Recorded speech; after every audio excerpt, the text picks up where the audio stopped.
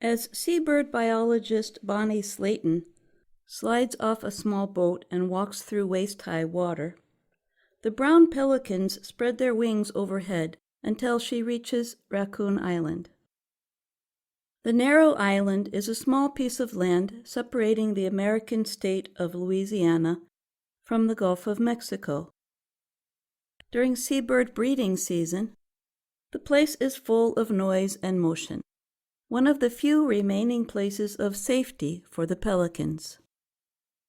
12 years ago, there were 15 low-lying islands with breeding areas for Louisiana's state bird. But today, only about 6 islands in southeastern Louisiana have brown pelican nests. The rest have disappeared underwater. Slayton and others set up automatic cameras to observe pelican nests on the island. The cameras show that in recent years, the main threat against pelicans is flooding, which can wash away entire nests, as happened in April 2021. Louisiana's saltwater marshes, or wetlands, are also disappearing faster than anywhere else in the country. Scientists estimate Louisiana loses around 90 meters of wetlands every 60 to 90 minutes. Slayton is a researcher at the University of Louisiana at Lafayette. She said Louisiana is rapidly losing land, partly because it is sinking, but also because sea levels are rising.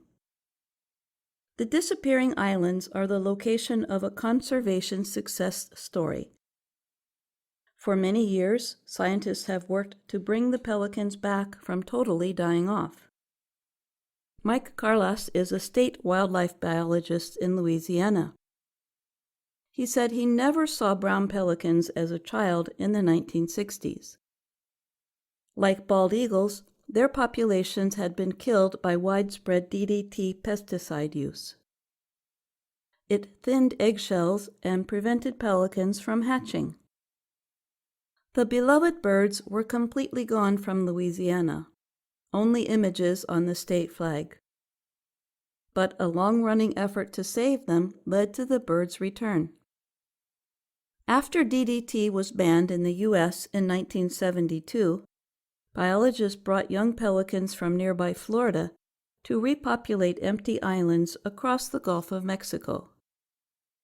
More than 1,200 were released in southeastern Louisiana over 13 years. One location was Raccoon Island, where Carlas, then an assistant at the Louisiana Department of Wildlife and Fisheries, helped feed the young pelicans on one island. Somebody had to hand feed them, he said. As a state wildlife biologist, Carlas later oversaw restoration projects on the island. But now he fears that if islands keep disappearing, we would be back to the days of the 60s, and not because of poisoning. Erosion is a natural process leading to the rise and fall of barrier islands like Raccoon Island. Over the course of thousands of years, layers of soil wash down the Mississippi River to build up the islands. But it no longer comes down because people have built walls to control the flow of the Mississippi River. Today, stone barriers are used to protect Raccoon Island from the currents of water, and government agencies work to protect other barrier islands.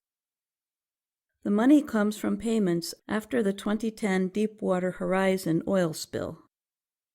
But it will not last forever, and many sinking islands are not rebuilt at all. The brown pelicans can live more than 20 years, so the effect of disappearing breeding areas will take time to become clear. But the future for pelicans is uncertain in the barrier islands. I'm Jill Robbins.